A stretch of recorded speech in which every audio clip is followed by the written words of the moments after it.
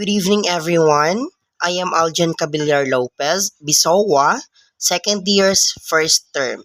Tonight, we're going to discuss it's all about the circulatory system, the role of the heart, blood, and blood vessels. The human circulatory system, there are the functions and main parts. The function is to transport blood, oxygen, and nutrients to the body. Main parts has three main parts. What are they? The heart, blood vessels, and the blood. Okay. What is your pulse rate?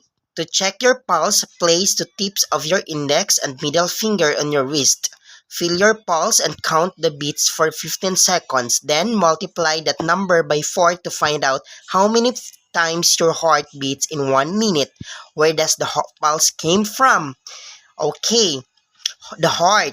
The heart, it works as a pump to move the blood around the body. It has four chambers. At the upper part, the two atria, and the lower part is the two ventricles. Okay, makikita nyo yan sa ating presentation. Next, the heart. Let's examine how blood flows through the heart. First, the right atrium takes in blood carrying carbon dioxide. Second, blood is squeezed down into the right ventricle and take down to the lungs where oxygen replaces carbon dioxide. Okay, third, oxygen carrying blood from the lungs enters the left atrium. Last one, blood is pumped into the left ventricle and starts its journey again throughout the body. Next, blood.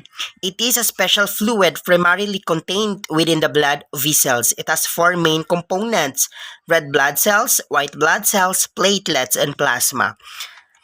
The four components of the blood. First, red blood cells. Red blood cells carry oxygen, nutrients, and waste.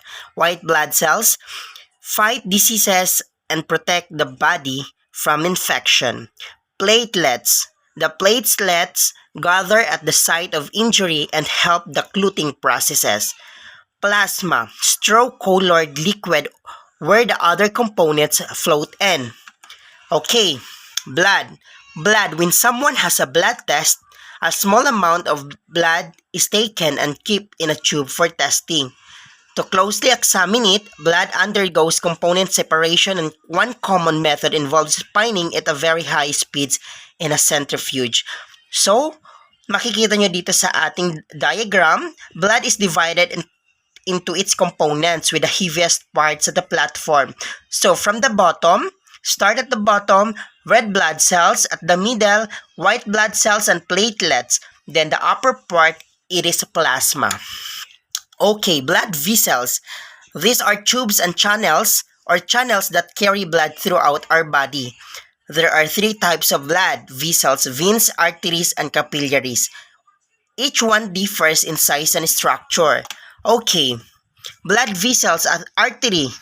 It has the thickest wall of all three, allowing it is to withstand the high pressure created by the heart. Capillary. It has the thinnest wall to allow substances such as oxygen and sugar to pass through its wall into or out of the blood. The last one is the vein. It is the least muscular and stretchy than an artery, so blood moves through it. With low pressure, it also has a special valve that helps blood go only one way. Okay, blood vessels. Each type of blood vessels has a unique role in the circulatory system. Okay, what role are they? The artery carries blood away from the heart. Capillary assists in the exchange of substance between the blood and tissues. Vein carries blood back towards the heart. Recap. A circulatory system delivers oxygen, nutrients to the body while also removing waste. Heart. First, heart is muscular organ that has four chambers. The four chambers pumps blood around the body.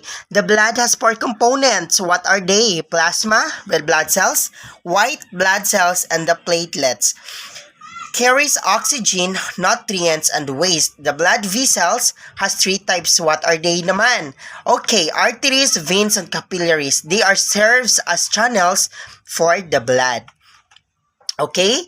Thank you once again. Thank you, Sir Orlando. Thank you, classmates, for listening.